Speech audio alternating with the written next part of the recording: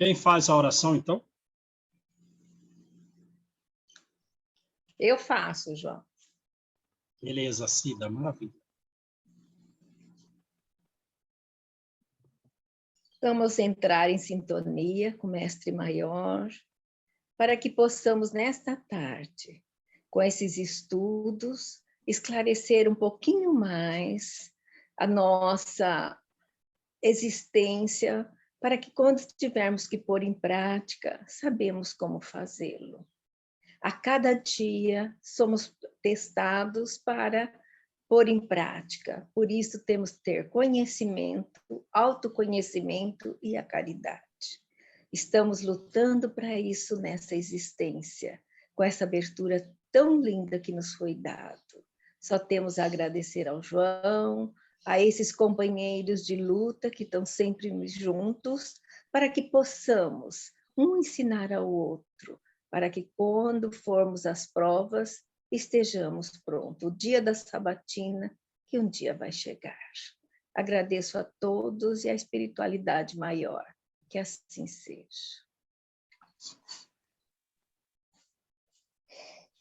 Bom, vamos lá então, né? A gente está no capítulo 14, Resgate Interrompido, não é isso? Isso. É a família do Ideu e da Marcela, eles têm por volta de 35 anos, eles moram no subúrbio de uma grande capital brasileira. Eles têm 3 filhos, um menino e 2 meninas, e o Ideu tem uma amante mais jovem, né? Apesar disso, a esposa é muitíssimo dedicada, muito trabalhadora, faz preces diárias com o filho, e a amante lhe manda as cartas e ela queima as cartas para o marido não ficar sabendo, né? Mas ele chega quase que diariamente bêbado em casa e ele faz algumas tentativas frustradas de se desligar mentalmente da amante, mas não tem conseguido, né? Então, atritos diários com a esposa, xingamentos. O filho vem proteger a mãe, sofre agressão também com frequência, e ele afirma diversas vezes preferir o suicídio ao casamento. Mas, apesar do atrito com o filho, ele venera as filhas, né? E a equipe espiritual está diariamente a auxiliar aquele lar, né? Apesar disso, o esposo, cada vez mais se afastando dela, tem a intenção de assassiná-la, fingindo suicídio, porque ele deseja permanecer com as filhas. Mas a equipe espiritual coloca 2 guardas dia e noite na casa dele.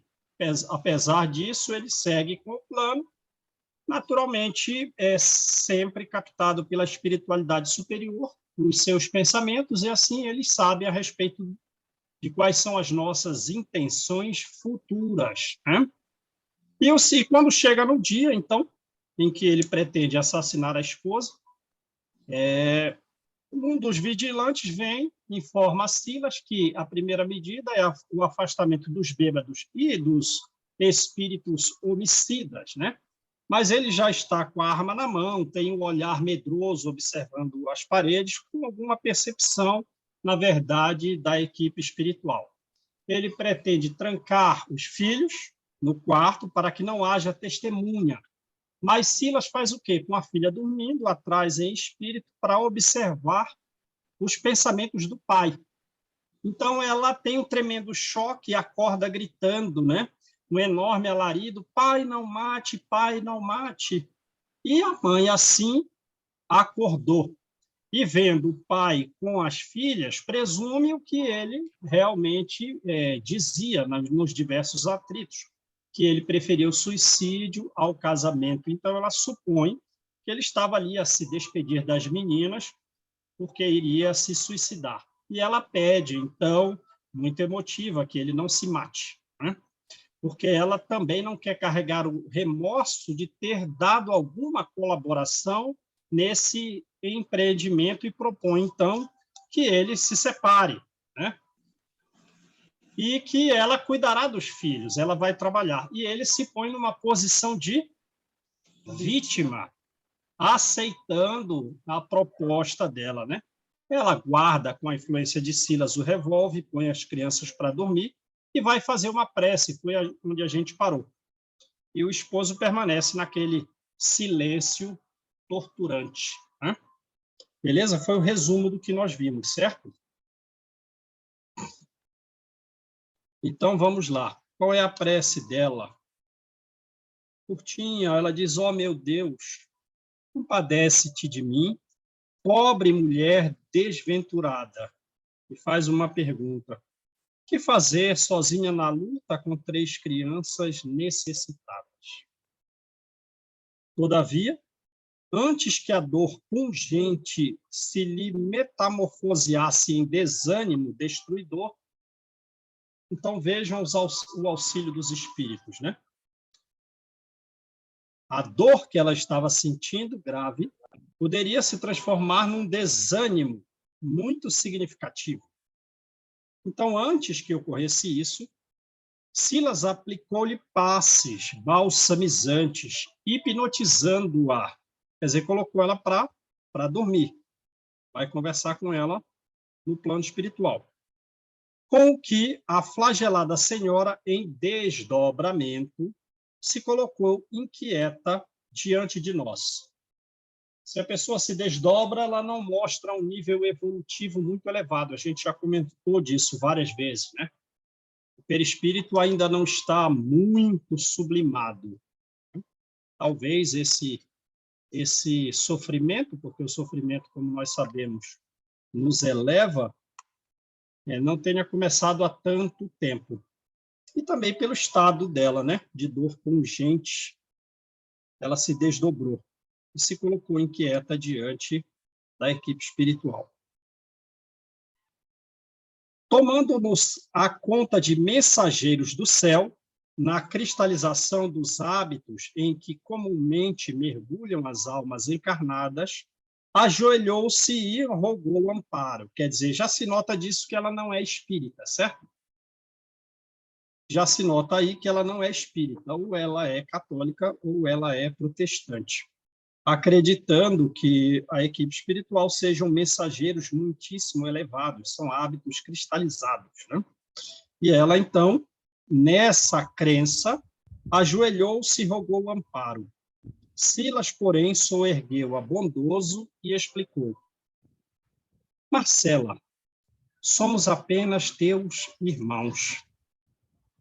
Reanima-te, não te encontras sozinha. Deus, nosso Pai, jamais nos abandona. Concede, sim, liberdade ao teu esposo, embora saibamos que o dever é uma bênção divina da qual pagaremos caro a deserção. Quer dizer, concede a liberdade para o teu esposo, mas essa deserção para ele vai ser, né, vai custar um pagamento significativo. A dívida dele, né, está com resgate rompido, quer dizer, vamos interromper, depois você paga isso. E depois você continua esse débito. E talvez vai ficar agravado com juros e correção monetária, né? Que deu e o deu, rompa os laços respeitáveis dos seus compromissos. Se é que julga seja essa a única maneira de adquirir a experiência que deve conquistar, né? O que é que ele vai conquistar com essa experiência, se afastando do casamento e se aproximando da amante? A gente já sabe, né? Vai sair coisa boa? Não, não vai. Não é o caso daquela que ficou com o esposo da irmã lá atrás? O noivo da irmã? Vai Não ser é? pior, né? Vai ser Vai pior. ser pior, porque a esposa dele é boa. Vai ser pior. Vai ser pior, porque a amante, ela já está entrando na relação como posição de amante, Sim, né? Não sim. respeitando o casamento dele, passando por cima da esposa, e a esposa dele é uma esposa, pelo que a gente está vendo aqui, né? é uma esposa com um coração bom, Sim. né? Vai parar, sim, vai parar numa complicação, né? Lembra lá o marido daquela da Luísa, né? Foi parar no leprosário, lembra? Com 2, 3 anos de casamento. E esse caso aqui, onde vai parar? Haja, porém, o que houver, ajuda-o com tolerância e compreensão. Haja o que houver, ajuda-o com tolerância e compreensão. Não lhe queiras mal algum. Né? Fácil é? Não é. Mas a gente tem que chegar nisso aí, ó, nesse nível. O livro é escrito, naturalmente, para nos ajudar. Essas lições aqui não é só para Marcela, são para nós, né? Haja o que houver, tolerância e compreensão, não só nesse problema, mas inclusive nesse problema, ou algum nosso assemelhado a esse, não lhe queiras mal algum. Antes, roga a Jesus, o abençoe e ampare, onde esteja. Quer dizer, então a gente já sabe do que vai acontecer no futuro com ele, né? Porque nós estudamos a doutrina espírita, ou com os nossos, e sabemos que está seguindo por um caminho complicado. Então, roga, bênção e amparo, porque esse resgate pode nem se dar, apesar de ainda em vida ter significativos problemas, vai ter no plano espiritual, vai ter na próxima vida, talvez na outra e na outra. Né? Aquela premissa que o espírita carrega de que uma vida resgata todos os débitos, a gente está vendo com esse livro que não é bem assim, não. E não é assim. Né? Às vezes são diversas vidas para um resgate completo de um débito ali, até não tão assim, né? Aparentemente não tão complicado. Não, só vai se separar da esposa, está gostando de outra, tudo bem. Não é assim não, né? Antes, roga a Jesus, o abençoe e ampare, onde esteja, porque o remorso, o arrependimento, a saudade e a dor para os que fogem das obrigações que o Senhor lhes confia, convertem-se em fardos difíceis de carregar. Remorso, arrependimento, saudade, dor, doenças, né? Transtornos psicológicos. Vai expirar essa intenção de quem está seguindo para o país das maravilhas, né? Está indo para a Disneylândia, é irreal. Vai virar um fardo difícil de carregar. Sabemos que a ele te ligaste em sagrada aliança na empresa redentora do pretérito próximo. Né? Não é o caso, por exemplo, de Sabino, e nem o caso da Laudemira, com débitos significativos. A Laudemira, em 500 anos, não conseguiu resolver o problema, e o Sabino pode esquecer. Vai levar muito tempo. Deles, não. É um pretérito próximo. Ainda assim, se ele esmorece à frente da luta, em pleno exercício da faculdade de escolher, não será justo lhe violentes o livre-arbítrio, impondo-lhe atitudes que a ele compete cultivar. Não que ele não tenha a prova, ele pode viver a prova, mas ele deveria vencê-la, cultivando atitudes positivas de permanecer no lar. Ainda que tenha um interesse emotivo pela amante, ele deveria se afastar cultivando os bons deveres. Se é espírita, indo ao centro espírita, tomando passe, participando de palestras, estudando, né? Conversando com alguém no atendimento fraterno. Mas a esposa não vai violentar a sua liberdade, mas ele não está fazendo nada disso. Né? E o Deu ausenta-se agora dos contratos que abraçou em benefício de si mesmo e interrompe o resgate das contas que lhe são próprias. Então, é ele quem está interrompendo livremente, por livre-arbítrio, o resgate das suas dívidas, certo? Não é o mesmo que Jesus diz a Emmanuel, no livro Há 2000 anos, quando eles se encontram, ninguém vai ferir o teu livre-arbítrio. Vais escolher sozinho um caminho ou outro. Ninguém vai te obrigar a nada. Por que é que você vem aqui? Ah, já sei. Vens aqui representando um pedido de alguém que, com fé na tua casa, deseja a melhoria da tua filha. Isso será dado. Mas não deveria ser só esse o motivo da tua vinda. Vê? Então, tem um encontro com Jesus e vai ser atendido no que quer. Não vai ser atendido no todo, porque não pediu todo. Então, ninguém vai te ferir o livre-arbítrio. Você vai fazer a sua escolha de caminhada só. Mas esse encontro poderia ser benéfico não só para a tua filha, para a tua esposa, que ela vai avançar milênios na tua frente. Mas também poderia ser benéfico para ti. Mas tu não queres, não terás. Então, vamos lá. Júnior, Sim. a gente até pensa assim, né? O cego que encontrou com Jesus. Jesus pergunta, o que tu queres? Daí a gente fica pensando, né? A gente fica assim, meu Deus, mas o cara é cego, o que será que ele vai querer? Não, logicamente que ele vai querer enxergar, só que não, né? Só que não. Só que não, de Isso. repente, Só que não. ele se aproveita da cegueira, se vitimiza para poder, oh, meu Deus, coitadinho, olha o cego. Aí, um exemplo, por exemplo, aí toma esmola, né? E por que ficou cego? Também. Vai voltar para as razões que o levaram à cegueira. Percebe? É mais profundo. Vai voltar para a causa da cegueira. É isso que você está querendo? Exatamente. Vai se complicar. Porque o agravamento do problema vai ser mais significativo, porque tem que ter a corrigenda. Então, vamos ver aqui. Ó. Voltará, porém, mais tarde aos débitos que ouvida, que esquece, talvez mais onerado perante a lei.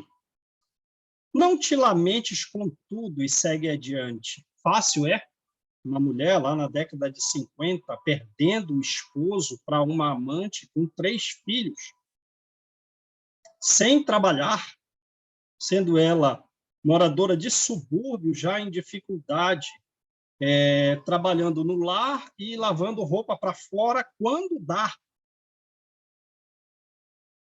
Não te lamentes, não é fácil, né? Mas é o que tem que conquistar, é o que tem que enfrentar, levantando antes o sentimento, porque se o sentimento estiver ruim, as atitudes vão ser desregradas. O sentimento é a base de tudo, até do pensamento, né? Não tem que lavar os pés?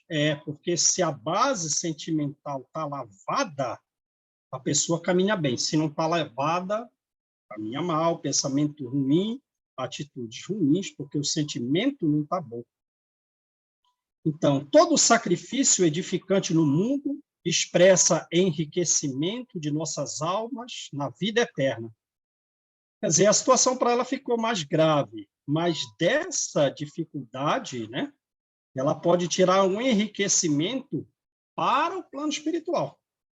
Renuncia, pois, ao homem querido, honrando-lhe o coração, e aguarda o futuro com esperança.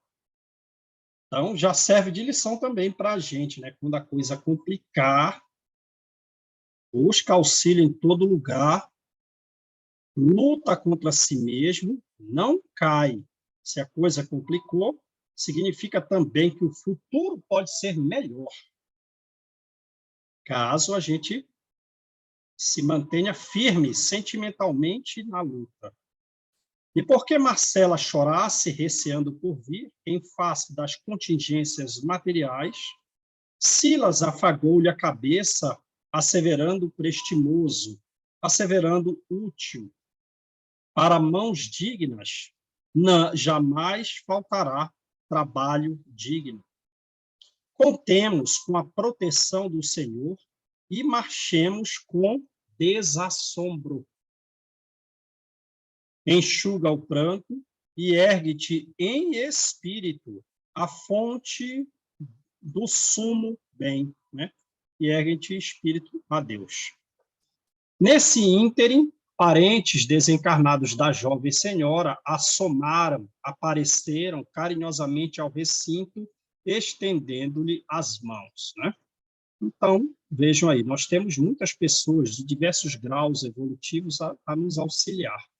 E nosso orientador confiou-lhes Marcela, chorosa, rogando-lhe ajuda para que a víssemos restaurada. Apesar de Silas ter dado, né, um passe nela, ter dado algumas instruções, e falasse que as dificuldades da vida atual a levarão mais longe, no plano espiritual, a receber auxílio dos parentes desencarnados, ela ainda necessita de uma restauração. E, para isso, vão participar muitos parentes desencarnados dela. Retiramos-nos em seguida, mas o Silas também vai continuar ajudando, né? Ela precisa ser restaurada. Foi então que nossas perguntas explodiram insoptáveis, sem freio. Por que Marcela, meiga e honesta, era odiada pelo esposo assim tanto? Por que a preferência de Ildeu pelas filhas, com tanto desdém pelo primogênito, pelo filho, de 9 anos, né? E a separação em perspectiva? Seria justo procurar o nosso mentor fortalecer aquela mãezinha desventurada, fortalecê-la para o desquite, para a separação, em vez de incentivá-la à recuperação do amor e do devotamento do companheiro?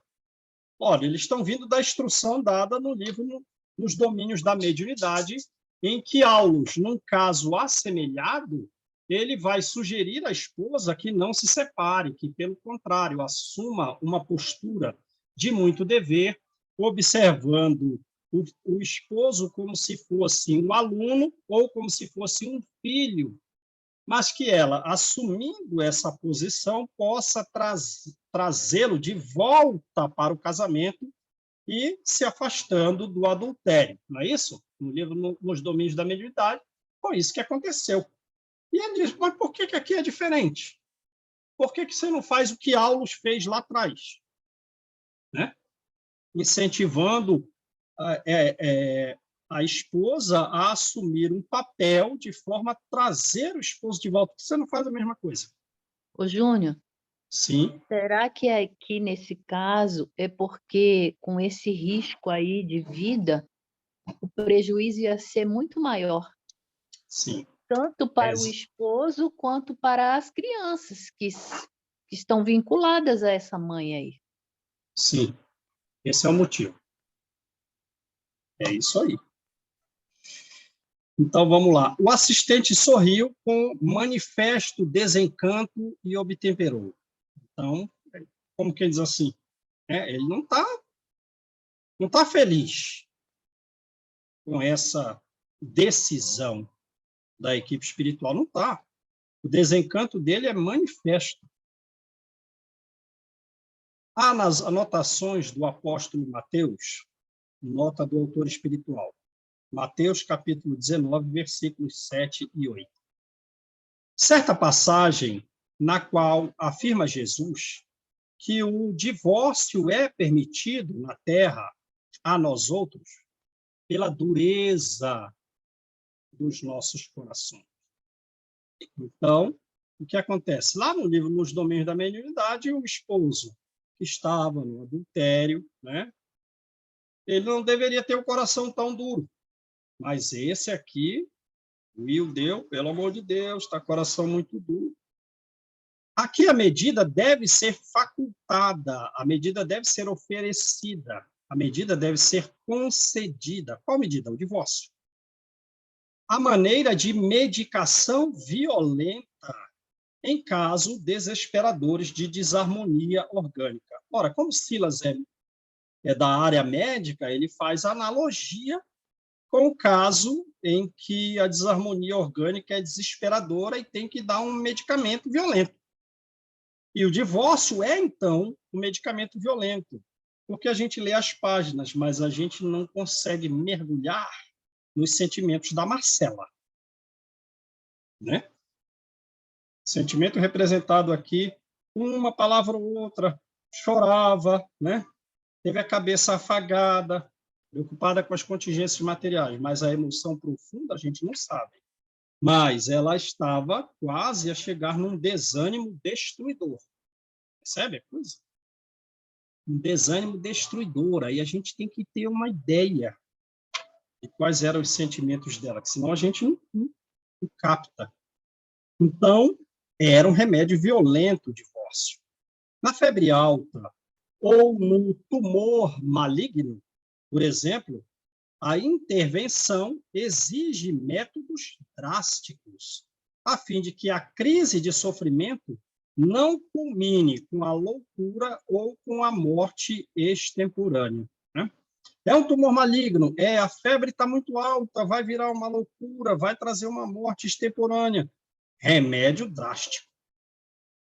Nos problemas matrimoniais agravados pela defecção, pela deserção, pelo abandono de um dos cônjuges, ou mesmo pela deserção ou abandono de ambos do dever a cumprir, o divórcio, medicamento, né, violento, é compreensível como providência contra o crime, seja ele o assassinato ou seja ele o suicídio. Então, o divórcio é razoável quando houver uma intenção de assassinato ou uma intenção de suicídio. Aí o divórcio é razoável, o divórcio é permitido. Do contrário, não. No livro Nos Domínios da Mediunidade, aquele que está sendo traído assume uma posição de trazer o seu cônjuge aluno, o seu cônjuge, que na verdade é uma espécie de filho ou filha, de volta para os deveres, né? E talvez, na vida futura, esse cônjuge seja realmente um filho ou uma filha na próxima vida. Porque é o comportamento atual que na próxima vai vir vai vir como filho ou filha.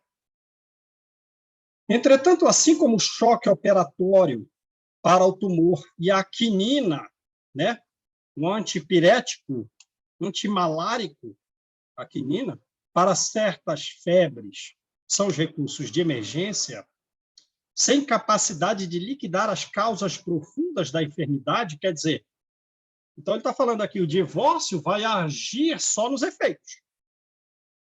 Ele vai ficar com a dívida interrompida. Então, assim como o choque operatório, né, a cirurgia ali agora, e a quinina só age nos efeitos, também o divórcio só vai agir nos efeitos.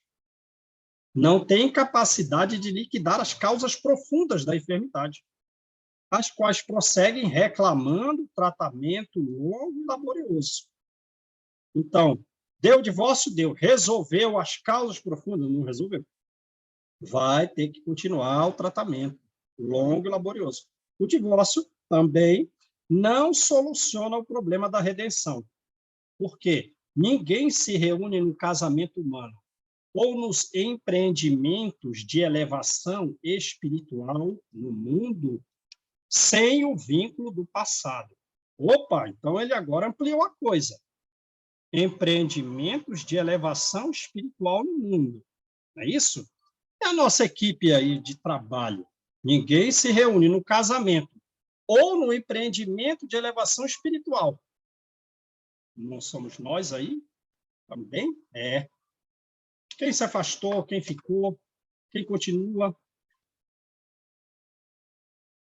Quantos passaram nos centros espíritas aí, nas casas espíritas que frequentamos, que vieram e se foram, né?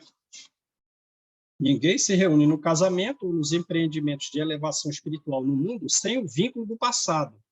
E esse vínculo também quase sempre significa débito no espírito, o compromisso vivo e compromisso delongado no tempo. Ora, todos nós temos compromissos uns diante dos outros. O casamento mais grave, né? Muito frequentemente por erros nossos do passado, junto com o cônjuge, ou nos empreendimentos de elevação espiritual, também falhamos, né? É um compromisso vivo e ainda prolongado no tempo. O homem e a mulher, desse modo, podem provocar o divórcio e obtê-lo como o menor dos piores males que lhes possam acontecer. Ainda assim, não se libertam da dívida em que se acham incursos, cabendo-lhes voltar ao pagamento respectivo, tão logo seja oportuno. Então, digamos, puxa, se separaram, tal, só vai resolver os efeitos. A causa permanece, a dívida continua. E talvez vai ter que nascer de novo, casar de novo. E porque as nossas muitas interrogações pairavam no ar, o generoso orientador prosseguiu. No caso de Ildeu e Marcela, já meticulosamente estudado o caso deles em nossa mansão, temos duas almas em processo de reajuste há vários séculos. Opa! Né? Então, vê aí que o vínculo deles, portanto, o nosso vínculo também é uma coisa antiga, certo? Dos nossos casamentos. Compromissos de vários séculos, né? Para não nos perdermos em compridas perquirições, buscas, né? Convém lembrar tão somente algumas notas da existência última em que ambos, como marido e mulher, aqui mesmo no Brasil, se entregaram a difíceis experiências. Então, vejam aí que coisa. Quer dizer, não vamos voltar lá para trás, porque não tem necessidade da gente estudar os erros deles em vários séculos anteriores. Basta o último, porque o último, tão grave também, reflete todo o passado de séculos. Não precisa, né? Eles vêm repetindo esse erro há vários séculos. Então, basta aí o último. E eles se entregaram a experiências muito difíceis na última vida. Ele, depois de casado, continuou irrequieto entre a irresponsabilidade e a aventura, nas quais, na irresponsabilidade e na aventura, seduziu duas moças, filhas do mesmo lar.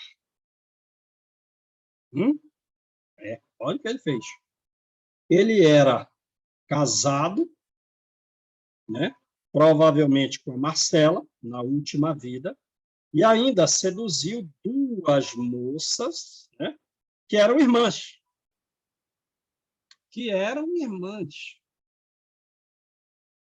Vamos embora. Primeiramente, enganou uma delas, abandonando a esposa que a lei lhe havia confiado. Não, deve ser a Marcela, a esposa abandonada, porque ficou com uma das jovens primeiro. Passando, porém, ao convívio dessa segunda companheira, que patrocinava o desenvolvimento da irmãzinha menor que os pais, à beira do túmulo, lhe haviam entregue. Então, ele abandonou a esposa e ficou com uma jovem. Essa jovem cuidava da irmã pequena, porque os pais faleceram e ela ficou cuidando da irmã pequena. E ele largou o casamento e veio morar com essa jovem. E o Ildeu não vacilou em aguardar-lhe a floração juvenil para submetê-la igualmente aos seus caprichos inconfessáveis. Ora, quando é que ocorre a floração juvenil?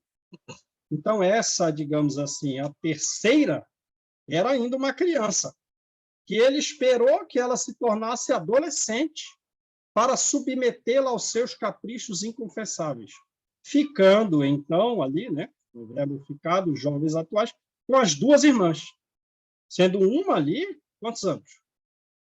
15, 16, 17?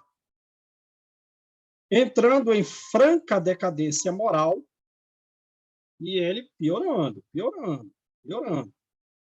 Foi para franca decadência moral. Precipitou-as no meretrício, na prostituição, em cujas correntes de sombra as pobres criaturas se viram quais andorinhas aprisionadas na lama. Então, elas caíram ali naquela sedução, mas como passarinhos, né, desprevenidos. Abandonada a esposa, que era, então, a mesma companheira de agora, então, realmente é a Marcela, né? A sofredora mulher, incapaz de sofrear-se no insulamento, talvez seja ainda com essa idade atual, né? Porque geralmente a repetição dos nossos problemas se dá mais ou menos na mesma faixa etária que se deu de vida anterior. Então, talvez ela tivesse aí também por volta dos 30, 35 anos. Foi abandonada a Marcela nessa vida anterior também, e vai ser abandonada de novo, né? Após 5 anos de expectativa e solidão, então ela ainda ficou 5 anos sozinha. E parece que a equipe espiritual até esperava que ela continuasse só, né? Mas em 5 anos, na vida anterior, aceitou a companhia de um homem digno e trabalhador, com quem passou maritalmente a viver.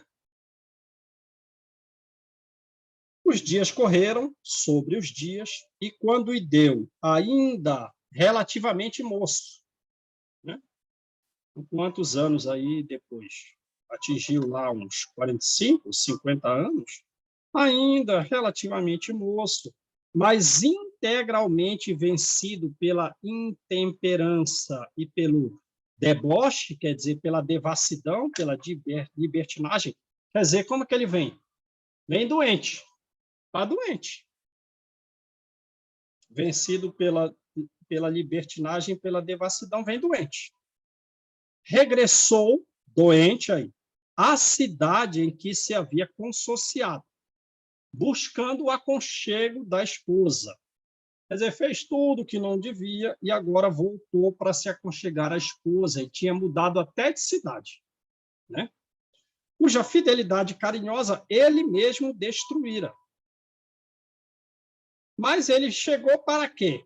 Na ânsia de ajudá-la, na ânsia de amá-la, está arrependido do que fez, sabe lá quanto tempo, 20 anos, 15 anos. Não, não mais na ânsia de ajudá-la, não mais na ânsia de amá-la, e sim no propósito de escravizá-la por enfermeira do seu corpo abatido. Quer dizer, não, eu vou te transformar aqui numa ama, numa escrava. Não dá, né? Não dá. Eis que a reencontra como ela está feliz junto do outro, movido de incompreensível ciúme, uma vez que renegara o lar sem motivo justo, não suporta ver a alegria da companheira matando-lhe o eleito do coração. Pelo amor de Deus. Né? Aí o primeiro filho, né? Esse que morreu deve ser o filho Sim. atual. É. Né?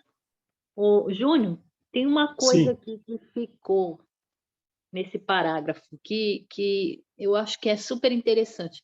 Incapaz de sofrer-se no insulamento.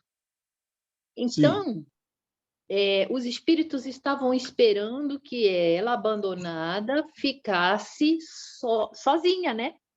Sim. Foi o que nós falamos, cremos que sim. O que você falou, né?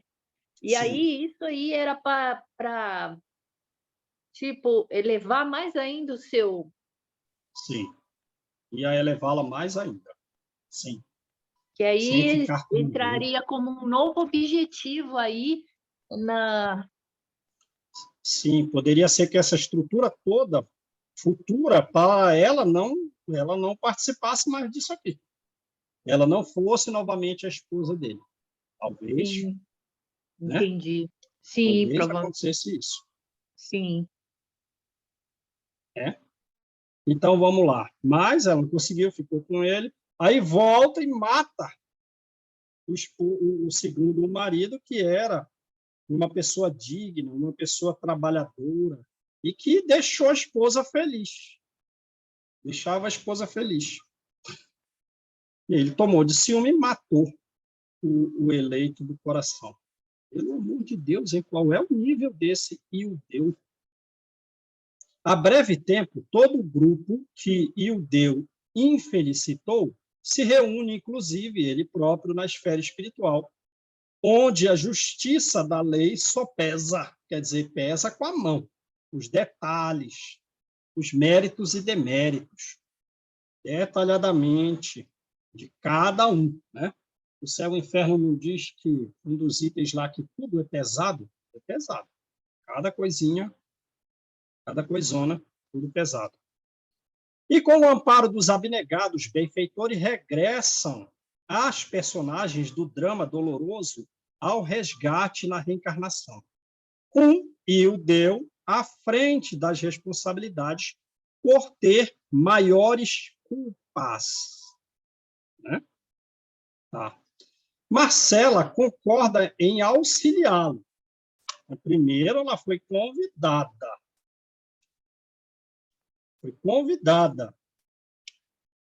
Talvez, se ela tivesse ficado sozinha na vida anterior, né, tivesse mais longe de ter, assim, não vou dizer assim uma necessidade, mas talvez nem fosse ofertado essa concórdia em auxiliá-lo.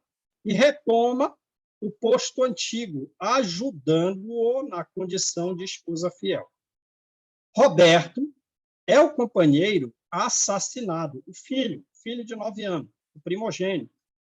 É o companheiro assassinado que volta, do qual Ildeu é devedor da própria vida. Então, ele lhe tirou a vida, ele deve devolver a vida. Aí pergunta, viu? Eu não estou aqui para botar as minhas dúvidas aqui. Era lá. Não seria melhor que eu, sendo, digamos, um homem digno e trabalhador, que consigo, no contexto familiar, deixar a minha esposa e os filhos alegres, que seja eu, digamos assim, o responsável para a frutificação desse grupo social? Por que eu vou ser filho daquele que é super agressivo, que me matou e que provavelmente está justamente me distratando nessa vida atual, eu sendo seu filho com 9 anos, me agride fisicamente, né? Por que eu, que não sou o gestor da coisa toda, né? Júnior, você sabe que essa pergunta eu faço todo dia. Né? Então, por que fulano é o filho e não o pai? Sim, mas a questão envolve todos os detalhes, como disse aqui anteriormente, né? Só pesa na mão. Então, mesmo anteriormente, nessa vida aqui em que ele foi assassinado, como foi o comportamento dele um pouco antes? Como foi na vida anterior? Será que ele foi o bom pai para os seus filhos? Provavelmente não foi. Então, ele também está recebendo uma corrigenda nesse ponto, nos mínimos detalhes. A lei pesa tudo. Né? Então, não tem como fugir da lei. Né? Então, vamos lá. Sônia e Márcia são as duas irmãs que ele arrojou ao vício e à delinquência. Quer dizer, aquelas que ele, né, deixou a sua mulher, abandonou para ficar com uma e depois com outra mulher e ainda piorou o caso dela jogando ambas no meretrício, na prostituição. Agora vão ser suas filhas. Quer dizer, não tem solução. A coisa, quanto mais a gente tenta, digamos, se separar da lei, o problema vem maior. A nosso benefício. Dele esperando hoje, como filhas queridas, o necessário auxílio para a reabilitação. Beleza. Aí, quando chegar na fase juvenil, qual vai ser o comportamento delas? Está dando educação moral? ou não? Porque elas anteriormente caminharam pelo meretrício. Está dando uma educação moral? Essas meninas, quando chegarem na adolescência, talvez a coisa vai complicar para o seu lado. Está dando desde... Não, estou preocupado com isso, não. Estou preocupado aqui com a minha amante e tal. Mas essa era uma parte de sua tarefa. Você tem que reabilitá-las. Está levando um centro espírita, está falando, está lendo livros do Chico Xavier para ela, está estudando a série, né, A Vida no Mundo Espiritual de André Luiz? Não está fazendo nada disso. Pelo amor, hein? O assistente fez pequena pausa e acrescentou: vocês não ignoram, porém, que a reencarnação no resgate é também recapitulação perfeita. Quer dizer, ele está fazendo tudo igualzinho, não se preparou. Está repetindo os erros da vida anterior e, pelo que disse o livro, de vários séculos. Vários séculos na repetição do erro. Recapitulação perfeita. Se não trabalhamos por nossa intensa e radical renovação, não é uma renovação, os adjetivos são mais fortes.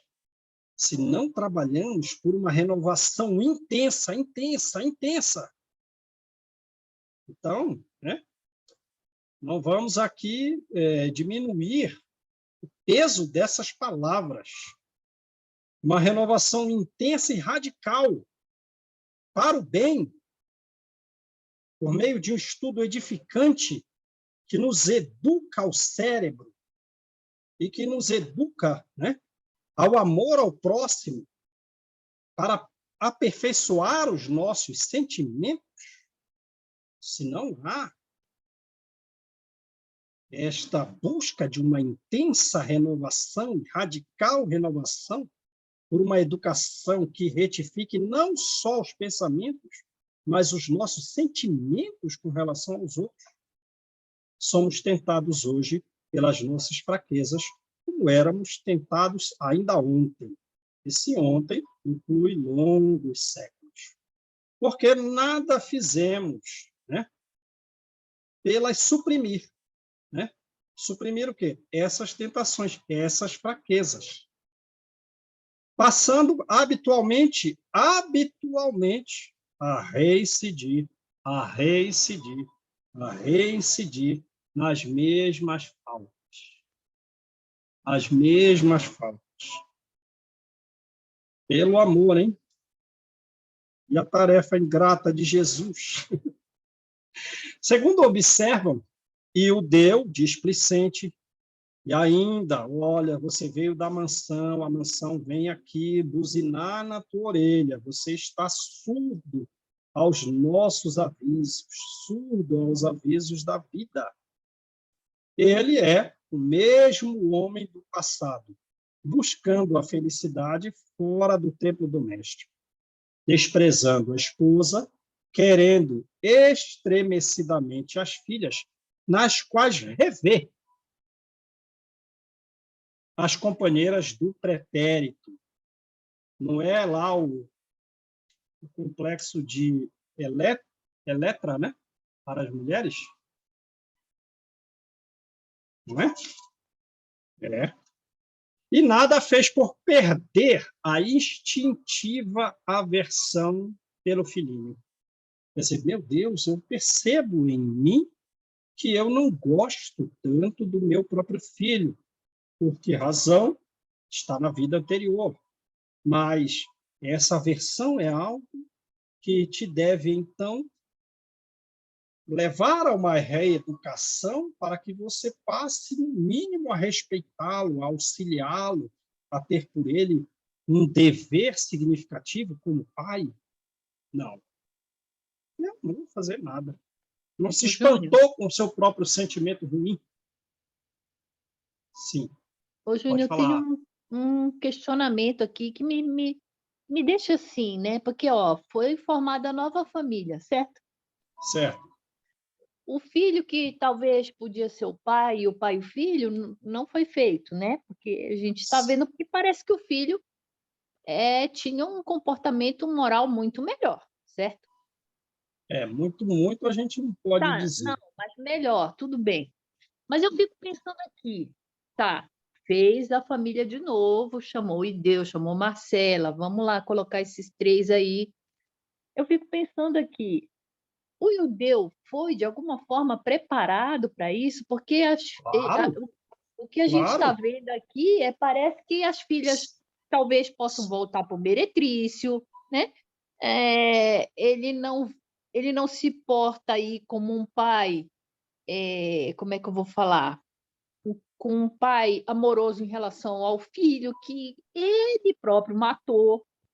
Então, eu fico pensando, né? Qual foi a preparação que o Deus recebeu para poder estar de novo aí como chefe de família? Foi toda, né? Porque essa decisão deles reencarnarem e de quando reencarnarem não é deles. É de quem? Da mansão de paz, na qual há espíritos evoluídos como o ministro Sanzio.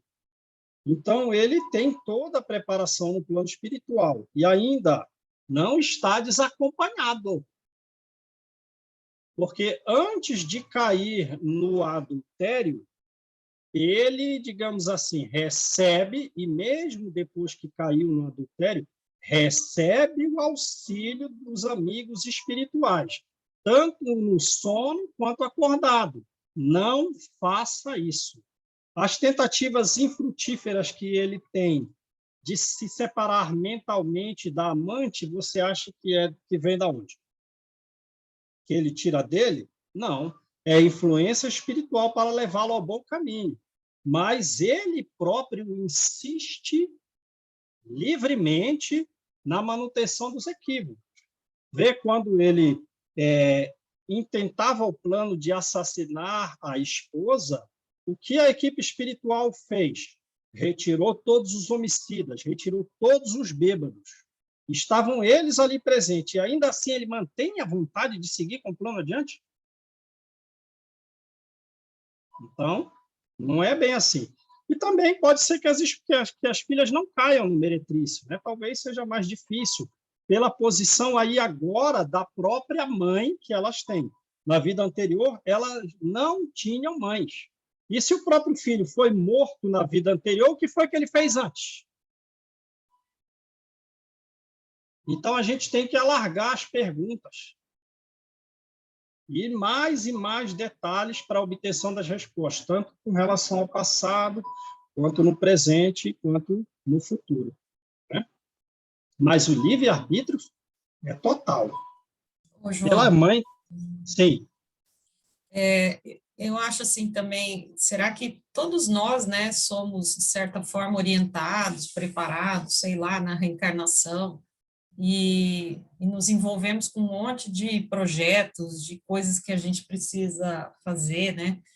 Só que a gente tem um esquecimento, né, da a hora que reencarna, tem um esquecimento, a gente tem um corpo físico que nos impõe algumas condições, né, pela própria fisiologia do corpo, alguns, vamos dizer assim, desejos, interesses, né, e, e aí a gente tem também os companheiros do passado, né, às vezes nos influenciando mal, e se a gente não buscar, né, um caminho de equilíbrio, é muito fácil cair, né? Então, eu imagino que mesmo que tenha um planejamento, um preparo anterior lá, né? Mas Eu não acho que só. todos nós, acho que a gente assume um compromisso, há um preparo lá, mas aí a gente tem esse esquecimento e um monte de outros fatores, né, que nos influenciam. Sim. E lembra bem, não é só um preparo, tipo a mansão lá, a Mansão Paz. A grande finalidade deles é fazer com que as pessoas reencarnem para que vençam os débitos. Aí, tipo, te preparo aqui, você está preparando aqui 30 anos, 50 anos de preparo aqui na Mansão Paz, com estudo, com trabalho. Vai, meu filho, reencarna, seja feliz. Trabalhadores como Silas vêm quase todo dia no buzinar nos ouvidos. Não faça isso. Não faça. Ou siga em frente, esse é o caminho. Em regra, eles vêm quando a gente está vacilando. Porque se está indo bem, não está doente. Agora, quando está doente, vem o médico. Saia desse caminho, não faça isso. Então, digamos assim, nós não somos abandonados por estarmos reencarnados. Ah, é que eu esqueci. Não.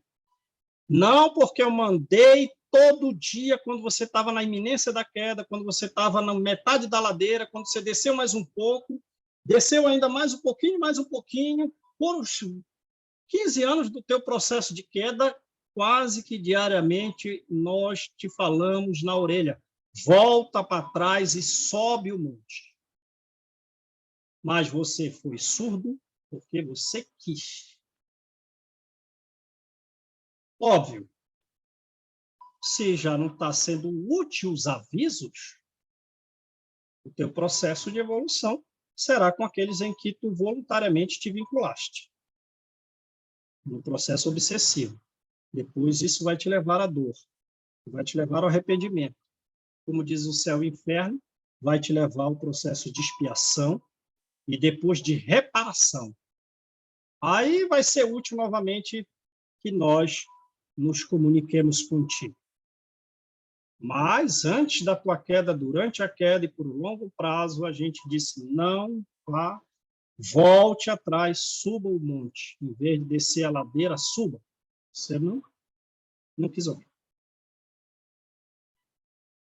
Porque eles não nos abandonam.